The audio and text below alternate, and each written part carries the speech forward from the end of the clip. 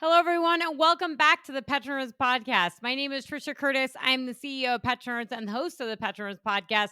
I'm sporting my PetroNerds gear today, and I am super excited because today is January 22nd. This is episode 124 of the PetroNerds podcast, and we are 3 days into a new Trump administration. And on the first day, on January 20th, we got a slug of executive orders. A lot of them were actually repealing many of the executive orders of the previous administration, of the Biden administration, but a lot of them were actually energy related focused executive orders. So this podcast is a conversation I had with Jason Isaac with the American Energy Institute. I am an economist for the American Energy Institute. That is not my full-time job. My full-time job is PetroNerds, where I do all the stuff you hear in the podcast in a much more detailed fashion for clients, institutions, and government entities, and do a lot of work on geopolitics, a lot of work on China. But this conversation is just apt and appropriate. It's a heavy hitting, fast talking, fiery, and spitfiery conversation with Jason on all these executive orders. And really important, I just want to point out, today is January 22nd. 2025. I apologize if I said 2024. January 22nd, 2025. We are 3 days into the Trump administration, Trump 2.0 of the administration. You're going to hear within this conversation really what this is about with Trump 2.0 and coming back and being very different than a two-term lame duck presidency that really is much more of a comeback story, probably one of the best comeback stories in the entire world. So I can't wait for the trolls that I have on LinkedIn and otherwise they're going to really have fun with this one, especially the climate trolls. But it being Wednesday, last week, I just want to remind folks that we had $80 WTI on January 14, 2025. We had $80 WTI and $82 Brent on the same day. Now we have WTI at 75.23 a week and a day later. We've got Brent at $79. We've got Henry Hub at $3.99. We have Dutch TTF at $14.90. It's pushing that $15 mark. And we've got the 10-year yield at 4.605% and the 30-year mortgage at just over 7%.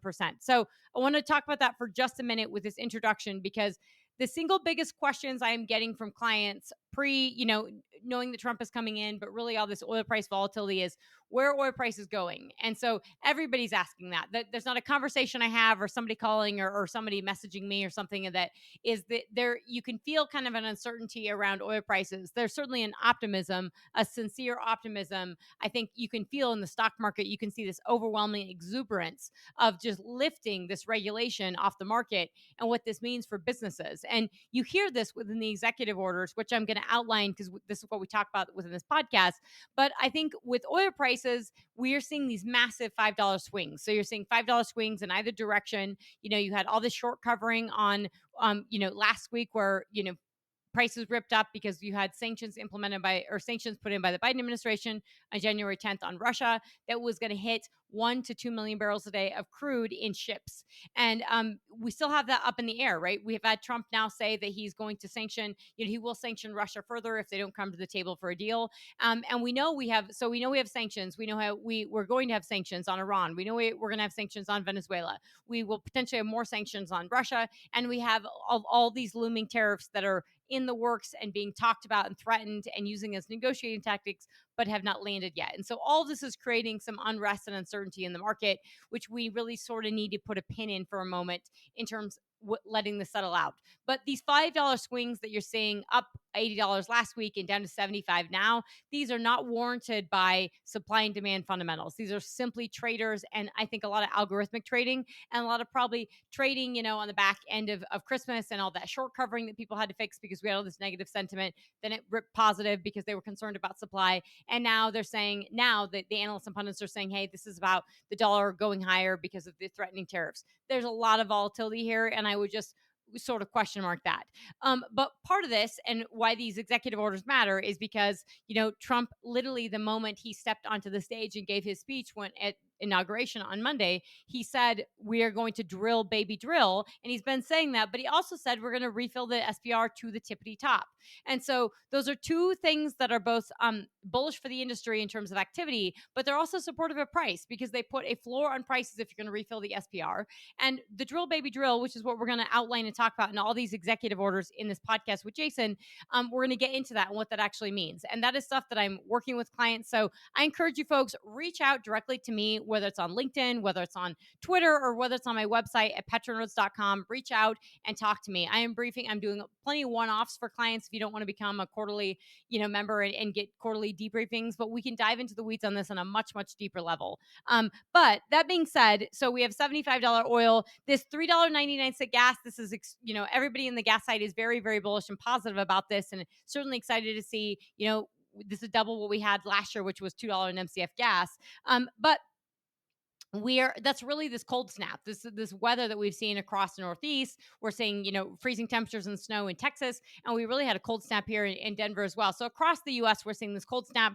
We obviously had the fires in L.A., but this is driving prices higher for natural gas, and certainly that has an impact on a little bit on diesel as well. And definitely we're seeing that in Europe, where we have $14.90 in MCF gas. So that's huge, and that you really need to appreciate this push up in natural gas prices in Europe, and the fear that they don't have enough as much in storage, or they're using their storage as well. Okay, so we are going to talk about in this podcast, in episode 124 of the PetroNerds podcast with Jason, which you're going to listen to. I think you're really going to enjoy this. We're really getting into the executive orders and doing a quick dive and snippet on these executive orders. Obviously, I'm going to be talking a lot about this in future podcasts and in work with clients, but one of the big executive orders, declaring a national energy emergency. We get into what this actually means, but I really encourage you folks, take a look at the actual language. Quote, the energy and critical minerals identification, leasing, development, production, transportation, refining, and generation capacity of the United States are all far too inadequate to meet our nation's needs. The energy emergency is not that we don't have enough oil and gas production in the U.S. It's that it's not all encompassing. And this is about unleashing American energy and building on that dominance. And so building on the 13.5 million barrels a day capacity, but it's really about talking about electricity. It's really about critical minerals. It's about everything. And the other one, which we will talk about in this podcast as well, is putting America first in international environmental agreements. This is the one, the executive order that pulled us out of the Paris Climate Accords. Can't commend that one enough. That was brilliant and much, much needed. And as I talk about within this podcast, you're going to hear the impact that has on investment in the U.S. for oil and gas. There's another one, delivering emergency price relief for American families and defeating the cost of living crisis. So this is directly getting to the heart of inflation and everything we've been talking about in terms of higher energy costs under the Biden administration, particularly in electricity. So when I've been talking in previous podcasts, when we had Chris Wright on the podcast right after the election, talking about lowering energy costs, talking about the rise of electricity costs and what this has done to the consumer, this is about what this administration is about. This isn't just about drill, baby, drill. I was just talking to Tom Pyle earlier today. This is about build, baby, build. And this is about bringing manufacturing home, lowering energy costs so that you can not just heat your homes, but that you can also fuel industries and incentivize businesses to come back home. So that's a big one. And then lastly, I think, I talk about this with Jason, but this is unleashing Alaska's extraordinary resource potential. So this is the controversial one on ANWR. I really encourage you guys to take a look at the actual language in this and realize that this is so comprehensive and far more. It's about manufacturing, it's about geopolitics, and it's about energy dominance and leverage. And it's such far more encompassing than just saying, let's drill more in the United States. So with that, folks, I really am looking forward to the feedback on this conversation I had with Jason. We did this as a live stream today and thought this was apt and prudent to turn into a podcast. So take a listen, folks. This is episode 124. I will have another episode 125 with Chris Atherton that I'm going to record tomorrow. That's going to drop on Monday. So this is a nice little Trump inauguration, Trump 2.0 special on these a few executive orders on energy. There's going to be a lot coming down the pipeline when it comes to oil prices and the impact and tariffs in China. And I'm PetroNerds is in the mix and we'll be covering all of this. So talk to you soon, folks. Bye.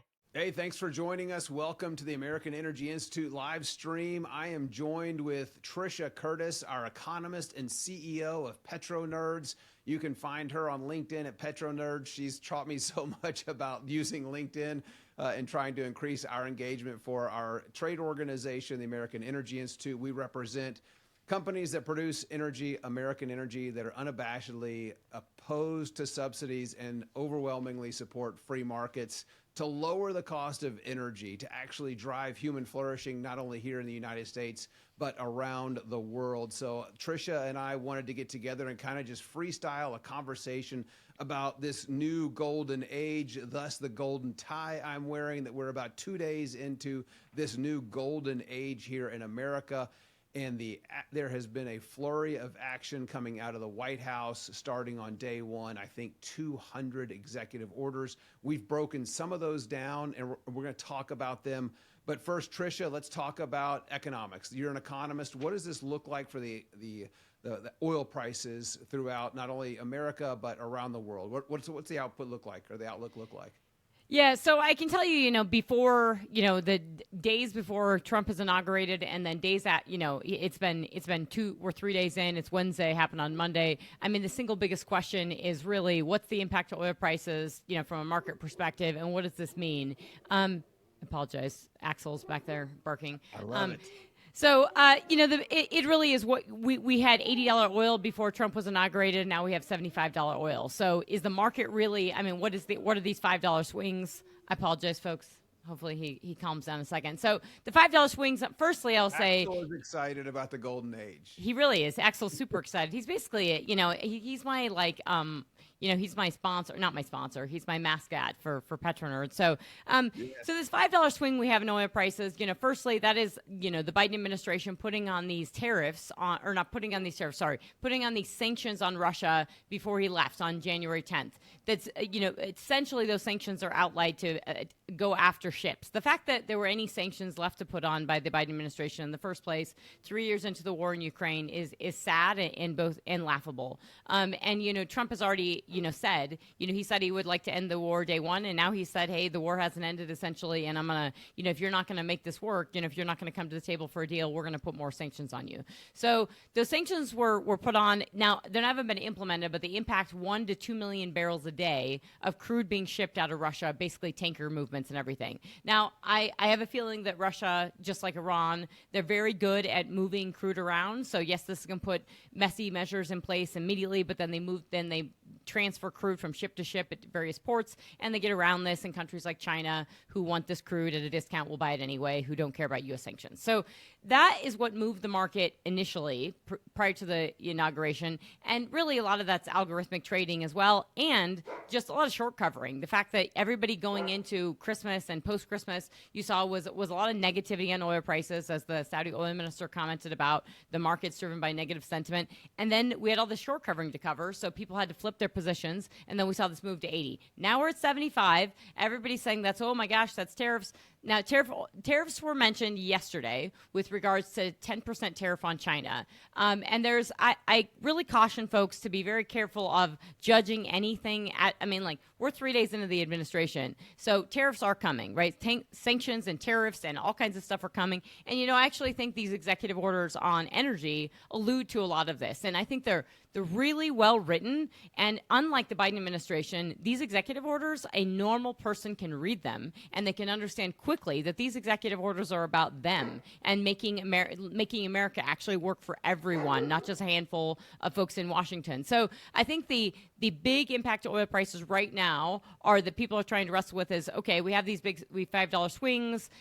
Now it's about what are these policies, this unleashing American energy, this putting delivering energy price relief for Americans. Everybody wants to know, what does this mean for oil prices and natural gas prices? And I think it's a bit, in addition to, we are policies that if you read through these, this is peace through strength. This is delivering American energy, increasing American energy production. And the pundits on TV and the crappy analysts that are coming out of the woodwork that supposedly understand oil but didn't cover oil for the past 4 years because they were too busy on the energy transition, now everybody's coming out of the woodwork talking about oil on CNBC and Bloomberg, and it's absolute crap. Because really, this is about, they want to say, hey, this is, Trump wants his cake and he wants to eat it too, and he wants to unleash oil production, but we're already producing 13.5 million barrels a day.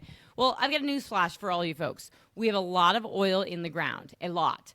So if you want to increase output, maybe for Exxon, who was advocating that we don't leave the Paris Climate Accords, maybe for Exxon, he's in a bit of a pickle right now. But for the rest of the country, that $75 oil is a decent price. They need stability in price, and I think Trump already gave them that by in the moment he gets his first speech, he said, we're going to refill the SPR to the tippity top. That was amazing. Like, this man is a nerd. And I love him as a petro nerd, but he's talking about cement, he's talking about rebar.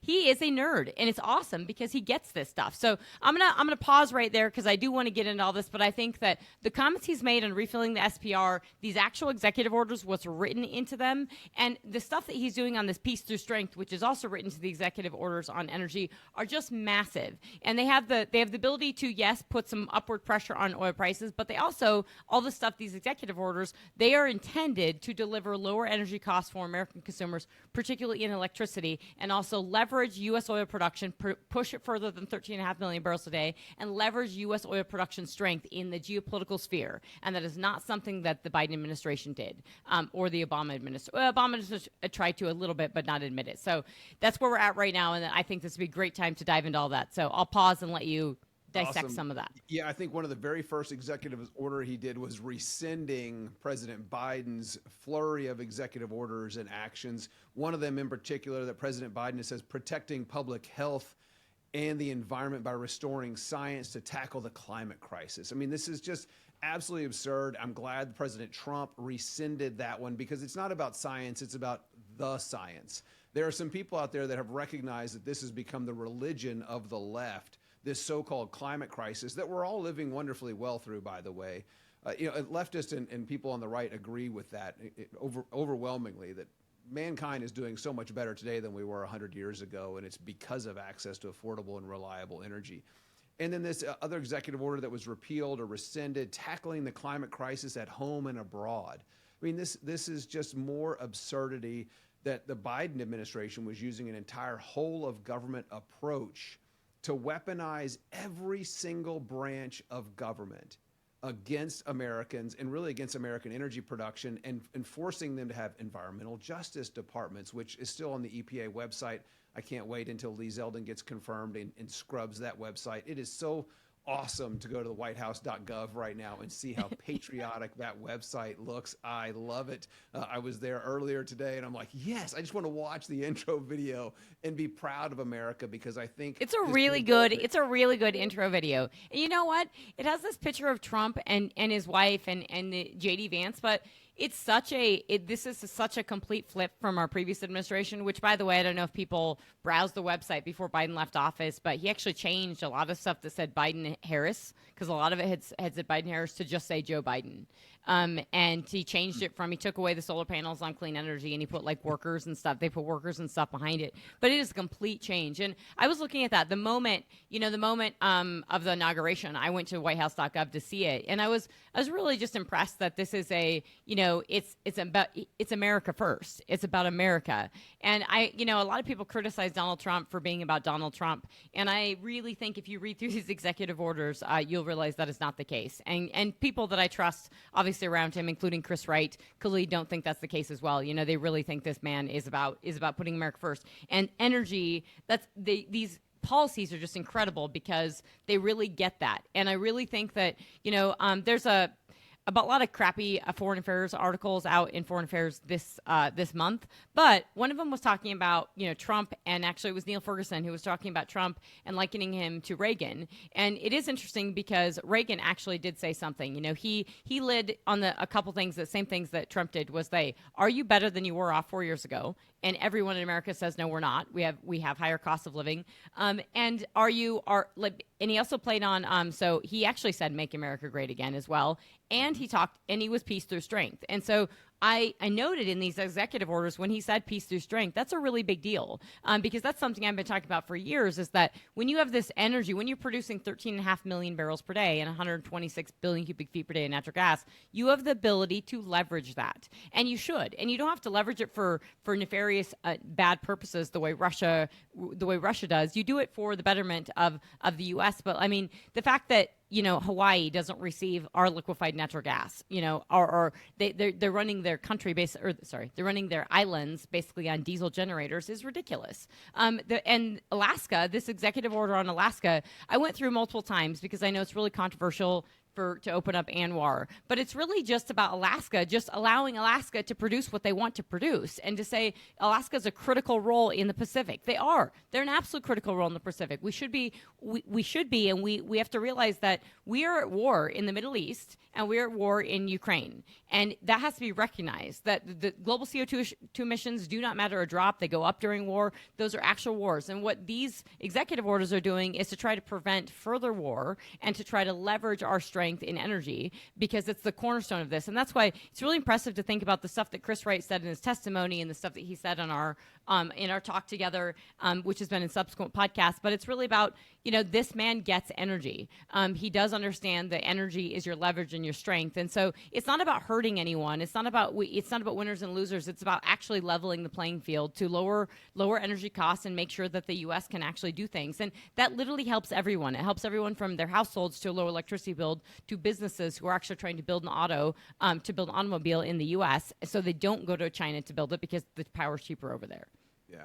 Now, you mentioned such a good point about us not being able to get LNG to Hawaii. And that's, I've actually worked outside advisor to the first Trump administration, and was advocating for a temporary suspension of the Jones Act. And maybe now that we're going to be bringing manufacturing back to this country because the cost of energy is going to go down, maybe we will start making LNG export terminals or ships here in the United States. We currently don't. There's not a single flagged vessel that hauls LNG to a large capacity, that would be needed to transport LNG from Alaska to Hawaii. There's not one made in the U.S. And so that's the hindrance with the Jones Act or the Merchant Marine Act of 1920. If you suspend that temporarily, you could reduce the cost of energy in Hawaii. You could reduce the cost of energy in Alaska. You could reduce the cost of electricity in the northeastern United States, because there's an export terminal in Maryland and an import terminal in Massachusetts, and you literally cannot take natural gas from Maryland to Massachusetts. There's no pipelines because the Northeast hates the pipelines. Yep. But they have import and export terminals, but they can't do it. They actually, at one point in 2017, Massachusetts imported a tanker of liquefied natural gas from a Russian flagged vessel, which is absolutely absurd. If you're concerned about emissions, I'm not. I live the high carbon lifestyle. I think the rest of the world should too. That's why Congressman Jamin Raskin referred to me as a carbon king, because I mentioned that in front of his committee. But if you're concerned about emissions, we produce energy more responsibly in this country than anywhere else in the world, and those emissions from Russian natural gas are 44% higher than American natural gas.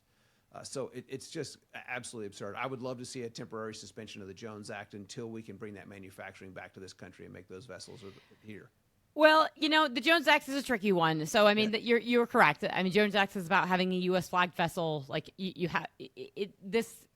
I can tell you during the Obama administration, it's something that people worked on or talked about a lot in terms of when we first started seeing WTI and Brent crude differentials blow out of the water, everybody was talking about the Jones Act, right? And I can tell you, I mean, it was something that seems really simple, that we just put a pause on this and we let ships move around. It wasn't. There's a lot of vested interest behind it. Now, I think that's something from a pragmatist that Trump, and he is a pragmatist, and I think that's really what we have to pause for just a second and realize, and I do a little that Trump, like, bifurcating and weaving and going out and coming back in. But I really do think we have to appreciate this. Like, the stock market is going bananas, and they're really going bananas because, like, everyone, this massive Trump wave, this like optimism, it's about deregulation. It's about pragmatism. It's about optimism. It's about deregulation, which means, holy hell, where were all the analysts and all the people not criticizing the Biden administration for having such incredible, onerous, and ridiculous, oversized outside regulations that look a hell of a lot like Europe, which is going down a path to just massive recession?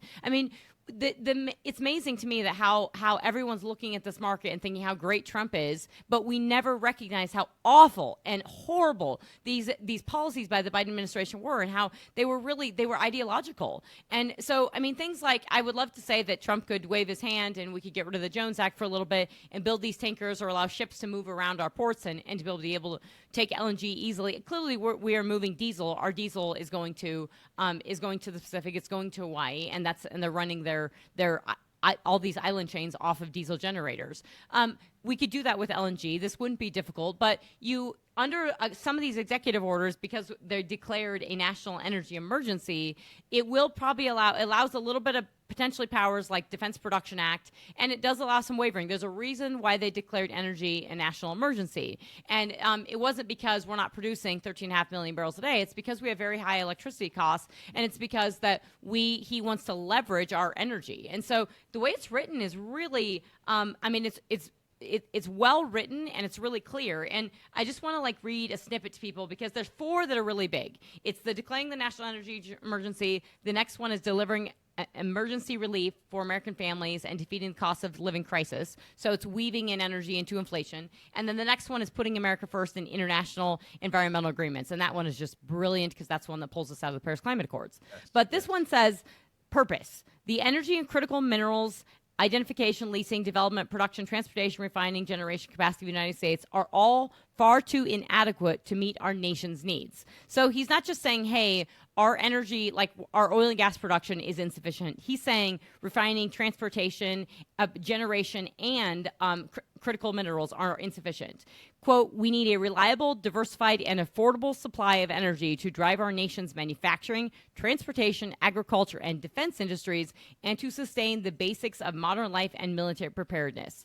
Caused by the harmful and short-sighted policies of the previous administration, our nation's inadequate energy supply and infrastructure causes and makes worse the high energy prices that devastate Americans, particularly those living on low and fixed incomes.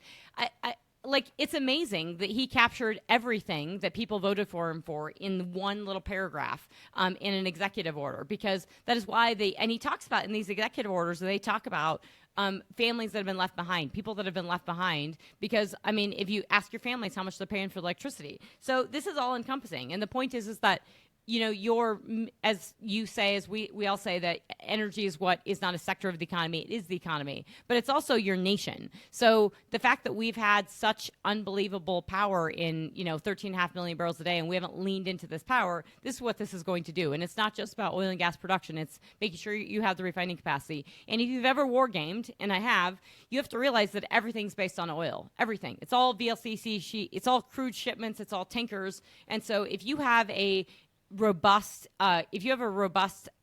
energy base, you can refine crude, you have hardened storage, you can do all this stuff, you can move it around. It's not just about us, it's about protecting our allies. Our strategic petroleum reserve, as silly and stupid as the Biden administration was in selling it off, it wasn't just about us having it when we needed. It was for our allies in case they needed it, for us to make sure they have crude oil. This isn't just about the U.S., it's about making sure that you prevent wars and you do this. And so it's a very interwoven chain, and I am incredibly impressed by these executive orders, how they've interwoven geopolitics, military preparedness for the ability to not have war and to prevent it, and bring that into energy in a really in a clear and digestible way that most people we didn't get any of this from the previous administration or the one or even the Obama administration. I'm really excited with that EO. The putting America first in international energy or international environmental agreements is the one that Trisha and I are talking about. She mentioned their withdrawal from the Paris Agreement, which I love, the termination of financial commitments under the United Nations Framework Convention on Climate Change. That's less of our money flowing to the corrupt globalist United Nations. I think that's great.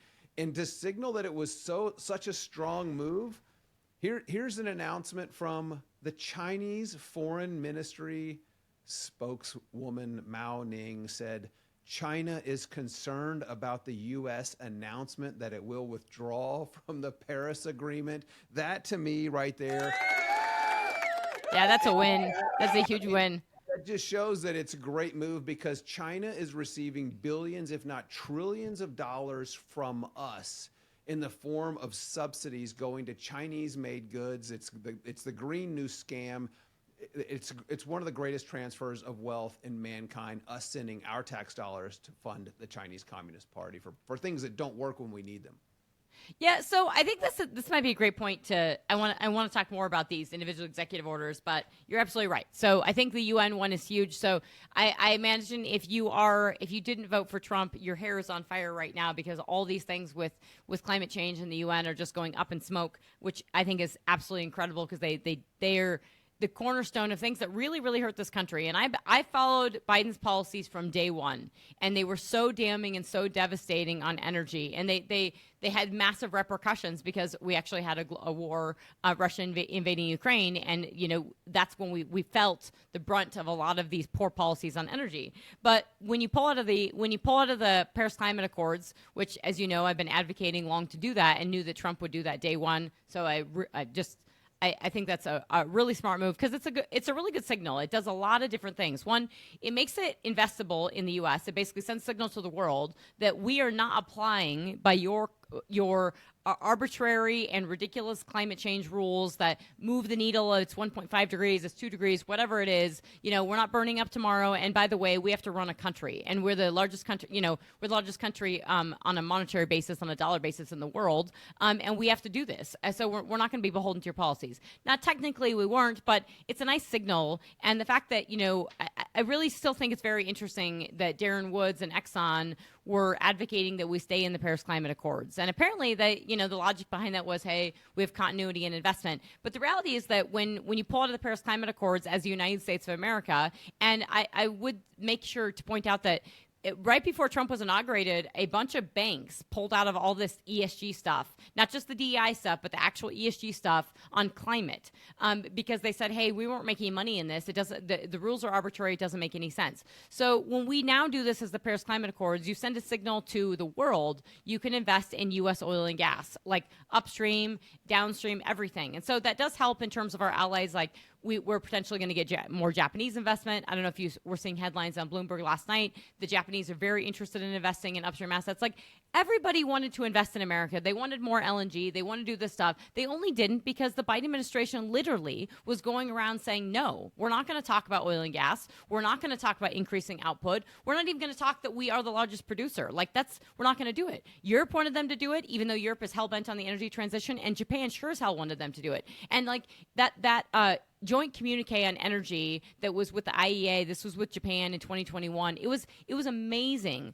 that Japan wanted us to talk about increasing output or the need to drill for more oil and gas, and the Biden administration was the one that took that language out. As the largest oil and gas producer in the world, that was just incredible. So by pulling out of the Paris Climate Accords, yes, it's a great signal to Europe to say, hey, your entire country, UK, Germany, France, you are all going to hell in a handbasket with your economies. Yes, we love to visit you. We love to drink your wine. We do not start a business there. You are out of the tech revolution. You are not leading on AI. You're barely in it. I mean, yeah, you hold Davos, and that's about it. I mean, Europe is declining economically because of their policies, and by removing ourselves from the Paris Climate Accords, we're sending a nice signal to them that you can choose not to go down this path as well, but we're going to take all the investment from every oil and gas bit that somebody wants to invest in, that we consume 100 million barrels a day. It's a long-term market, so come invest in America. So I think that's just an amazing thing for publicly traded companies to be investable. And then I also think it really does help. It helps free up. It takes these tailwinds that we all had on oil and gas and hydrocarbons from the Biden administration, and it shifts those that it puts tailwinds on oil and gas. It takes the headwinds away from oil and gas, and it shifts the headwinds back to solar and wind, which, as you point out, for China is a really big deal. I mean, China's worried that we're not going to buy their solar and wind, which we're not anymore. And Trump spoke directly to that. And actually, in some of these executive orders, they actually talk about forced labor, which, thank God, it's as though they were talking to Rubio and all these folks in advance. So, I mean, if people think he's not hawkish on China, I was really happy to read through these executive orders and hear them talking about slave labor or forced labor, because we know that those solar panels made in the province of Xinjiang are made with forced labor. We know that the batteries are made in the province of Xinjiang with forced labor. We know that solar panels are as well. And by the way, that's not the goal of what they want to produce in the province of Xinjiang. I imagine that a lot of the tech that they're sending over to Russia, a lot of the weapons and machinery and ammunitions and all the stuff that's helping them fight the war in Ukraine, I imagine that's done under secrecy in the province of Xinjiang anyways. So, I mean, all of this is just throttling and pulling this back. And there's a, as the Chinese call it, this is a win-win-win. We help America, we hurt China a little bit, and, and we stop, pushing wind and solar into the grid and decimating our grid, and raising energy costs. So I think at the very least, what this does is, signaling is a big thing, but it's really an investment thing. So I do think it's going to help public investment. I really think it's going to help private investment and free up capital to be just more open to spending. We didn't have a problem technically on a lot of ways of freeing up private capital, but we did. People were afraid to wholeheartedly invest, and they're not going to be afraid to wholeheartedly invest because not just that, but all these other signals, all these other executive orders, and all the policies that I think you're going to see out of the administration are for domestic oil and gas production. And that means, yes, we should get into the talk about the pressure on prices, but that means that you're going to be able to permit on federal lands. That means, oh my gosh, you're going to be able to permit on the lease that you bought from the federal government. You're going to be able to actually get a permit on that. That's got to be really exciting for companies, to believe that the government's going to back their word like they didn't in the past 4 years. Yep. No, I think we're moving in the right direction when it comes to the ESG focus that we've been seeing coming out of the United Nations or Glasgow Financial Alliance for Net Zero, GFANZ, which is a Michael Bloomberg founded and funded organization. Under that GFANZ umbrella, they have NZAMI, the Net Zero Asset Managers Initiative, and they also have NZBA, the Net Zero Banking Alliance. And the Net Zero Banking Alliance is what a lot of the American banks have pulled out of. Bank of America, JP Morgan, Chase Bank, Wells Fargo, they've all pulled out of the Net Zero Banking Alliance. And just a couple of weeks ago, BlackRock pulled out of the Net Zero Asset Managers Initiative. All of these things are under GFANZ. But the thing that they've all said when they've pulled out is that they're continuing their principles and their practices for achieving a net zero economy, which does absolutely nothing to mitigate a changing climate. It just increases the cost of everything. So it's like they're leaving the so-called party, but they're continuing the principles, which I think is absolutely appalling. And states should not let up on their efforts to go after these companies. I had a hand in writing the bill in Texas that became law in 2021 that says if you boycott fossil fuels, you're no longer welcome to do business with the state of Texas. That led to the largest divestment to date of BlackRock funds out of our permanent school fund, which has over $50 billion in managed assets.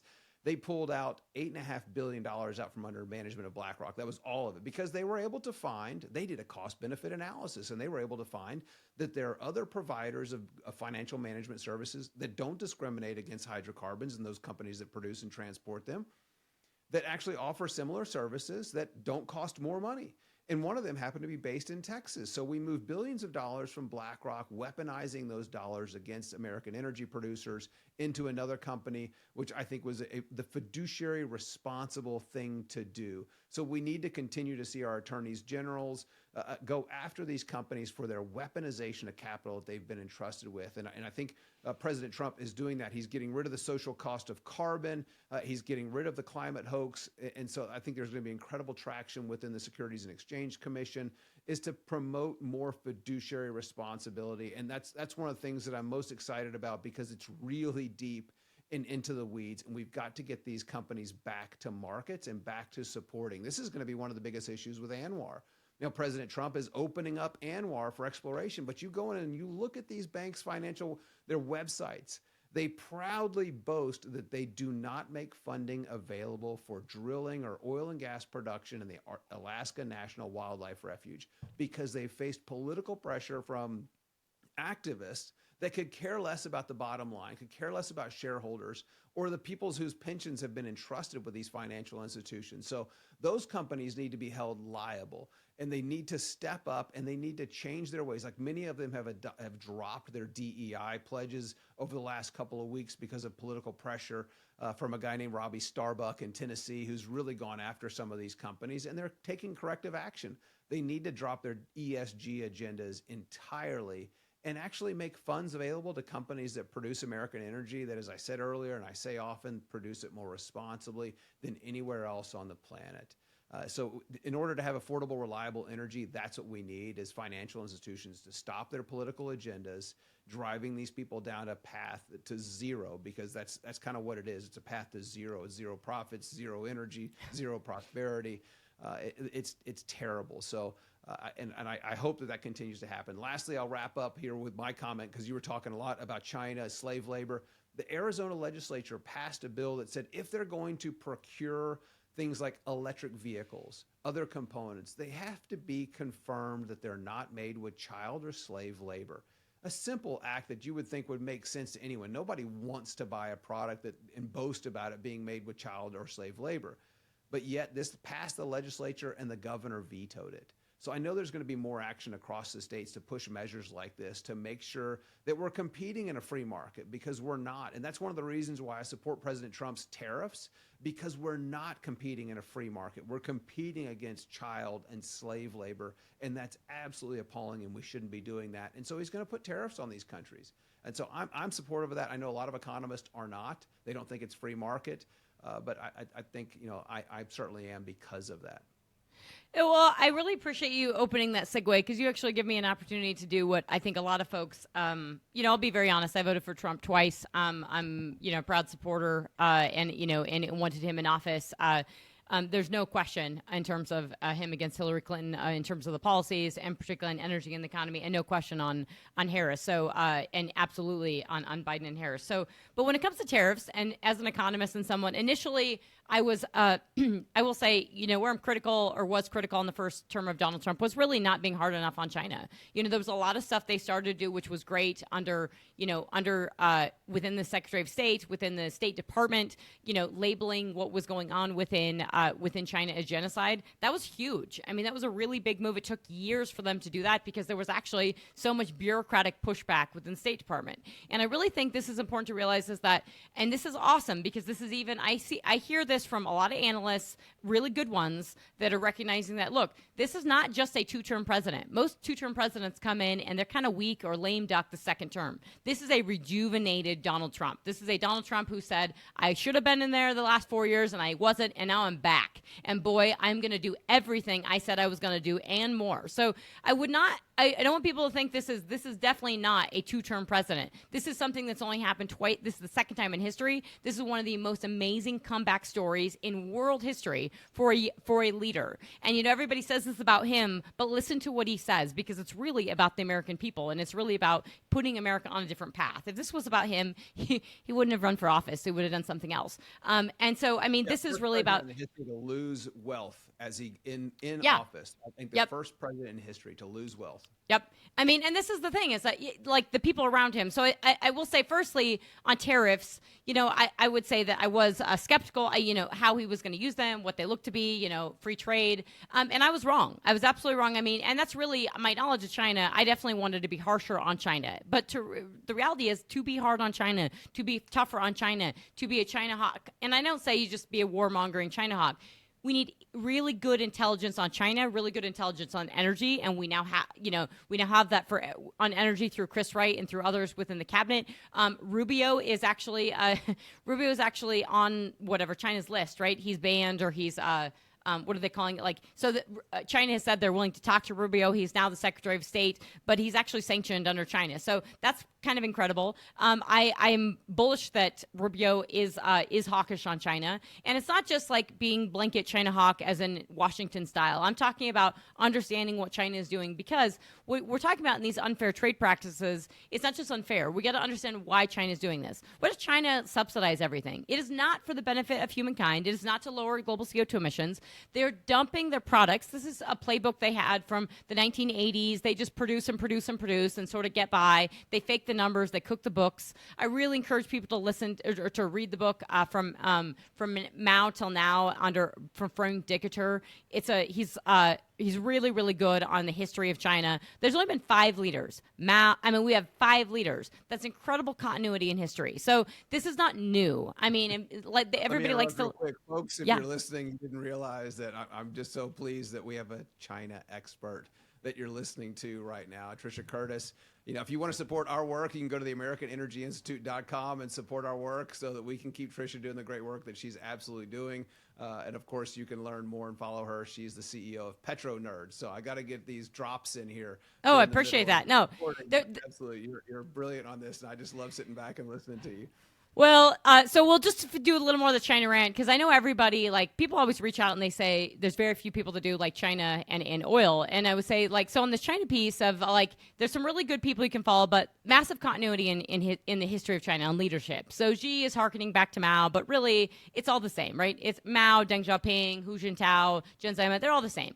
And now we just have Xi Jinping who looks a little bit more like Mao and he's thrusting it. But when you think about like, why are you producing solar panels and wind turbines with forced labor and very, very cheap coal that you further subsidize? It's not the way we think about it. We have a rational Western mindset where we're thinking these are, lowering input costs. If I can get cheap labor, I lower my input costs, and I get a higher profit margin. If you're not a country that's driven by profit margins, and by the way, it's not a country driven by profit margins, nor are their companies, because their companies are owned or run in some kind of fashion by the Chinese government. It's not about profit margins. So then you have to ask yourself, what's it about? And it's not like, oh my gosh, 100-year marathon grand strategy. It's not that like that way. It's that long term, China's willing to fail. They're willing to throw everything in the kitchen sink at something, and they have very broad brushstroke policies. And energy is one of those that they can like throw everything in a big umbrella policy. COVID was one of those as well. They leaned into COVID, and COVID policies, they were able to actually get Taiwan or get Hong Kong through, sorry, that was a faux pas. They were able to get Hong Kong because of these COVID policies, and we all just kind of watched. Now, I wanted Trump to do more on that, right? I really wanted to push back. And when you read these executive orders on energy, I hear this tone of geopolitics. I hear this tone of leverage. I hear this tone of, force. I hear forced labor, which tells me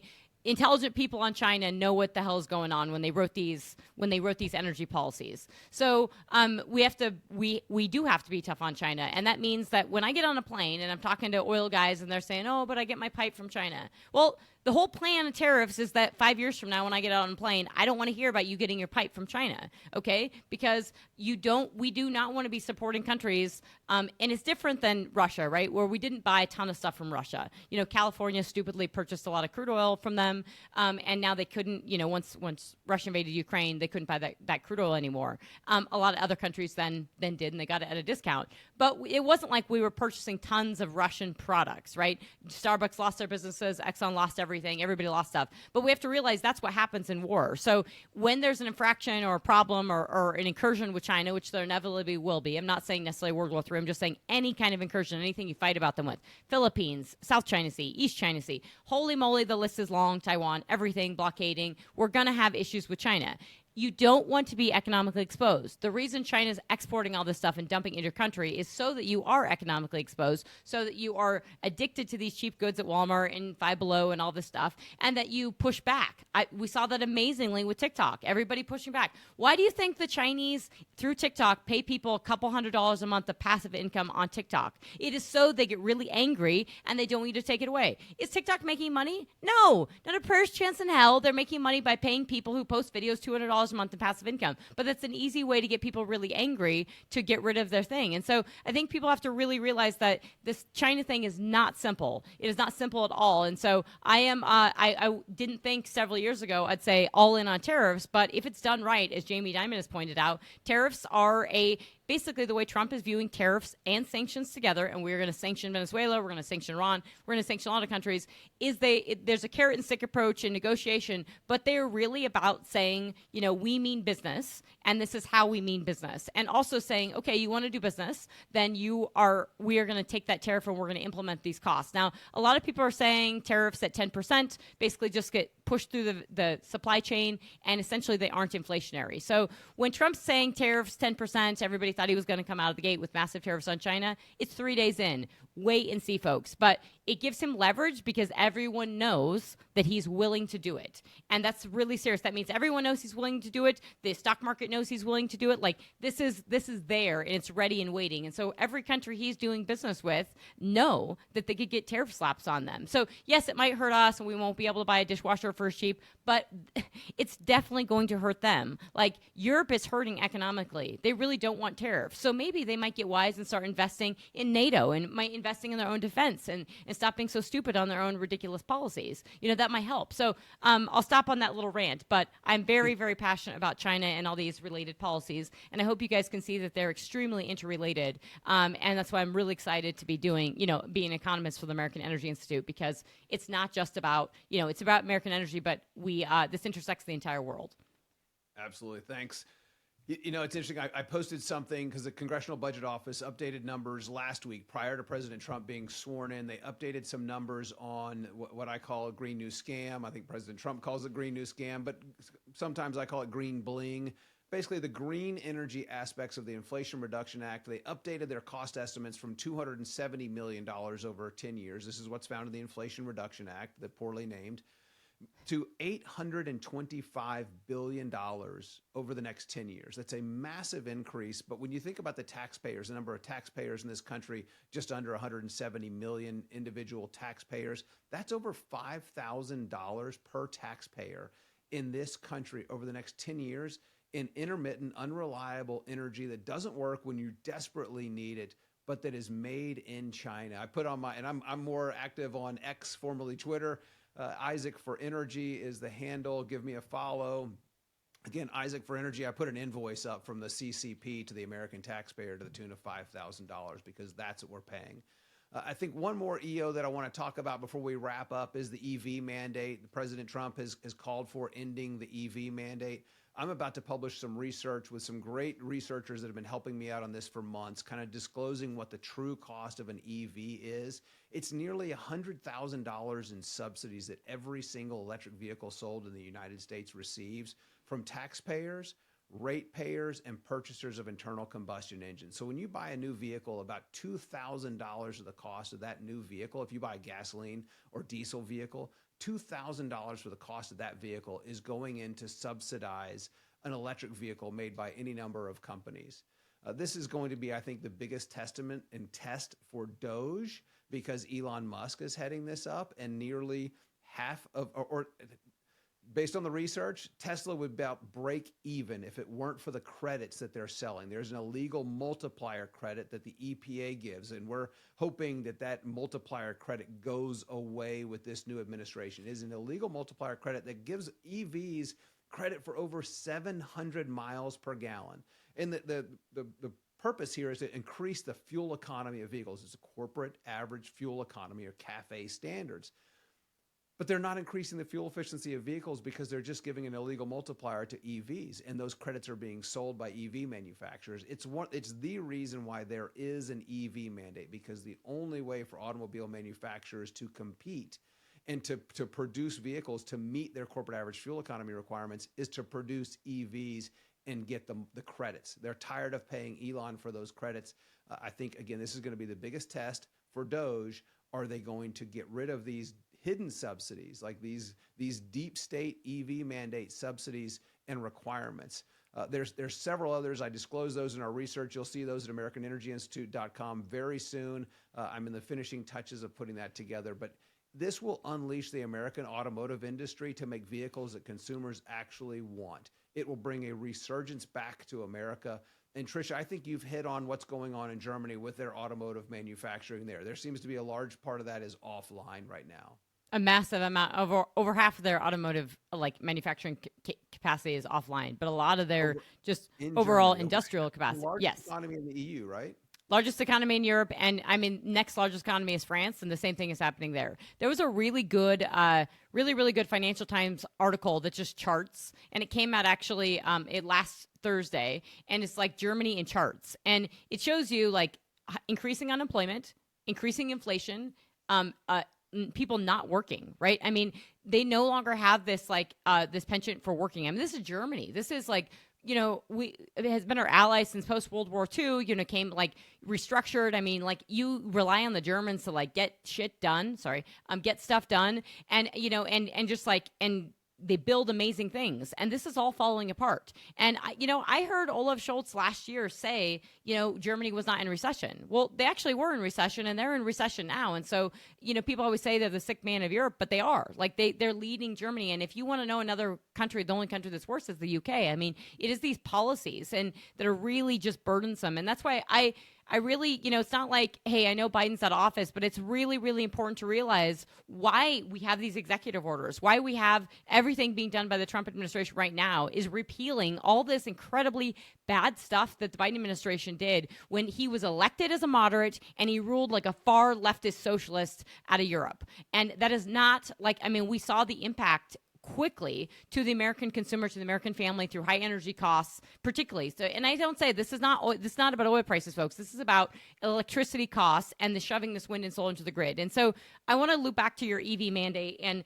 I know you want to close, and I want to really give some meat to a little bit of these executive orders, because they actually put the numbers in them. And I want to give a little bit of meat in terms of just telling people, how to think about this and where to go forward, and why you should support American Energy Institute, and why I'm really happy to be on board, because, I love the work I do. I love being an economist. I love doing work on China. I love doing work on oil. You can't see these books. They should be in here. But I mean, like, my books are, on Xi Jinping. I have every new book on China lately. I'm reading a 1987 book on oil and war.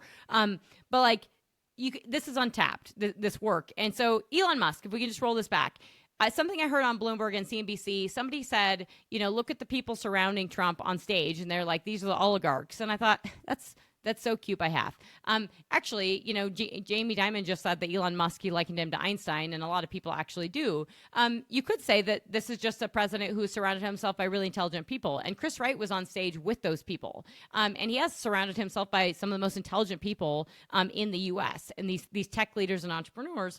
But Elon Musk, it's a bit like Trump right now. I mean, Elon did not make money on Twitter. He's not going to make money on Twitter, right? He lost a lot of money on Twitter. He bought it because he was tired of the crap that was going on. And actually, his buying Twitter, doing the Twitter files, and now this whole change and push. I mean, Facebook has come out against all this DEI stuff, saying how much the Biden administration was pushing them to quell anything on COVID, to quell anything on Trump, all this stuff. Now, he should have done that a long time ago. I mean, I think Zuckerberg is very flighty, and he just flies to the flame. So, whatever moth, where the flame is, that was Biden. He was good. If it's Xi Jinping, he's good. If it's Trump, it's good. So I don't really trust Zuckerberg. But when it comes to, Elon Musk and Trump, these guys are willing to put their money where their mouth is, literally, and lose money. And so I think you're going to see that Elon Musk is going to lose money. Tesla's going to lose money, because I think you're going to have to roll back a lot of these EV mandates. And you hear that at least on the surface through these executive orders. That's what I'm reading, right? Is that there's a pause in everything and all the spending. There's a pause in rebuilding any recharging infrastructure. I don't know how sticky it's going to be, but actually a lot of the Inflation Reduction Act is addressed in some of these executive orders in stopping the spending immediately. Executing on permits, that's a huge one, folks. Like, the ability to, permits on federal land were going to be done. Part of the Inflation Reduction, part of just all the re-permitting under Biden, was that you had to take into account life cycle emissions and the social cost of carbon. All that's gone. So through these executive orders, permitting is like a push, right? Everyone and their dog are tasked to actually just go forth and permit energy in the U.S. And so that's really, really bullish for operators in the U.S. But when we think about EVs and we think about the exposure, it does have to go away. You have to get rid of these mandates, because folks, the batteries come from China. Now, within these, and they're processed, no matter, even if you get some of those metals and everything, they're processed in China. Through these executive orders, there is talk about critical minerals. This is not something you're going to do overnight. It's really, really hard slug. I mean, I like that there's an initiative behind it. I like that we want to mine for critical minerals ourselves and process them and refine them. And this is at least understood and talked about. We have to start somewhere. And it's not, for me, it's not about EVs. I don't care about them. I don't think they're great. I don't want one. They're fast cars. That's cool. If you want an EV, awesome. But I don't want it forced down my throat. And I certainly sure as hell don't want a battery made by forced labor and cobalt mined by children in the Congo in my car. I'm not going to drive that. And I don't want to. And if my Ford F-150 is built by forced labor, I want something else, because I don't want that. And people shouldn't want that. But the critical minerals, the graphite, the magnesium, the lithium, the cobalt, we need a lot of those things for military purposes. We need a lot of those things for ammunition. We need a lot of these things for like technology and AI and everything. And so it's really much more beyond just EVs. It's about everything else. So, but I think, and that's a really, really critical point. You touched on fiduciary responsibility and all these things. And I think that's, if you're reading this and you're realizing, if you studied the first few days of the Biden administration, the first weeks and months, this is exactly what it felt like in terms of, oh my gosh, all this stuff is going to switch, right? We're not going to be able to invest in oil and gas. We're not building Keystone XL. We're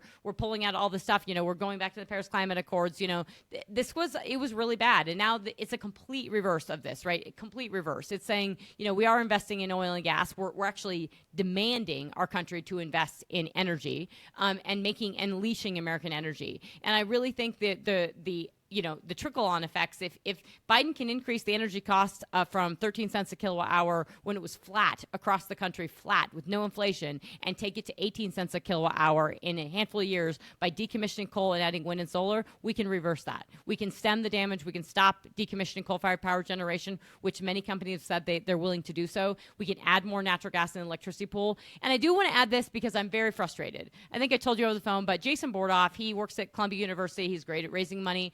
He worked for the Obama administration. He was had climate guy. I've spoken at his university once to his students a long, long time ago. He has really pandered. He panders wherever who's going to give him money. And the energy industry, the oil and gas industry, needs to stop giving folks like Columbia University money because it's ridiculous. So Jason Bordoff, over the past 4 years, has basically just said, all the things he needed to say, pro climate, everything. Got a little bit more nuance when it came to the energy crisis and the war in Ukraine. And now he's saying, now he's all of a sudden talking about oil, and he's a bit of an oracle and talking about, we might have problems in the U.S. because Trump wants to, he wants to increase LNG exports, but also he needs all this LNG and natural gas to fuel electricity. And he's going to have a problem. There's a newsflash for all of you listening, folks. We have enough natural gas in this country and in the ground to supply every country in this world with natural gas and more, and easily, without raising prices. When we add molecules on the water, we lower the global spot price for natural gas. We did that the moment we started putting molecules on the water, and we'll do that with every additional MCF. So we lower the global spot price, we increase global energy security, we enhance our leverage and our energy security, but we also give a market to these producers. We have way more natural gas in America than we use. We would be producing more if we had pipelines and if we were exporting more. So if you want to see what America can do for natural gas, just wait. You keep $4 an MCF gas, and you could go from 128 BCF a day to 200 to 300 BCF a day like that with the infrastructure. So I just want to quell all that. We're going to have rising natural gas prices if we export LNG. That is ridiculous and not true.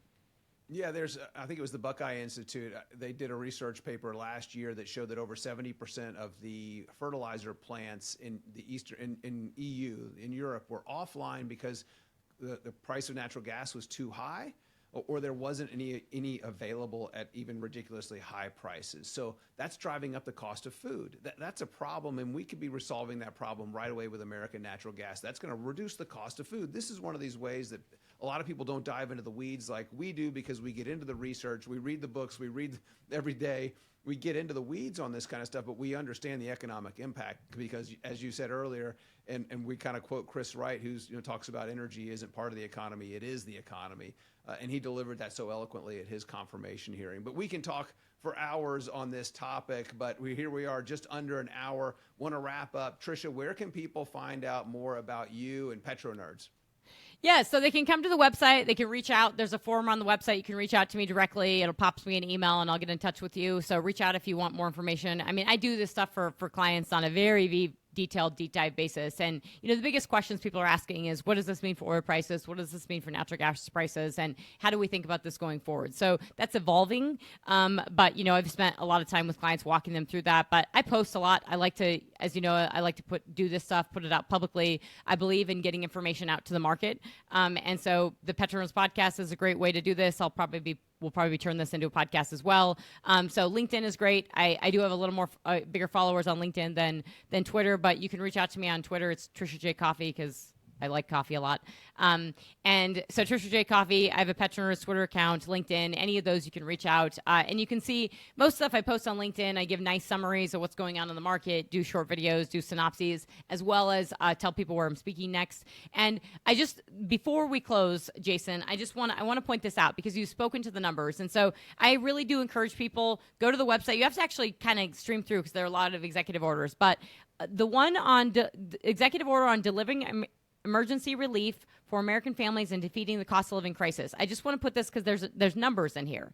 And it says, in quote, this is the fourth paragraph, it says, in sum, unprecedented regulatory oppression from the Biden administration is estimated to have imposed almost $50,000 in costs on the average American household, whereas my first-term agenda reduced regulatory costs by almost $11,000 per household. It is critical to restoring purchasing power to the American family and improving our quality of life.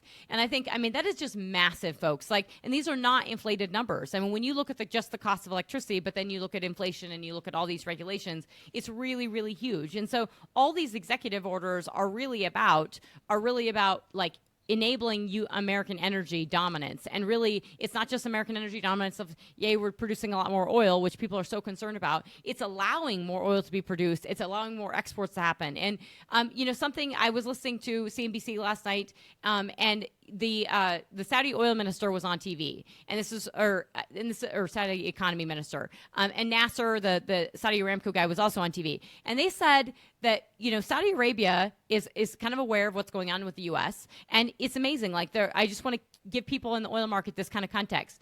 Saudi Arabia has been pretty mute the past few weeks, the past months, actually. They're not talking about Iran. They're not doing much. The Trump and Kushner and all the people around him have been very close with the Saudis in the previous administration.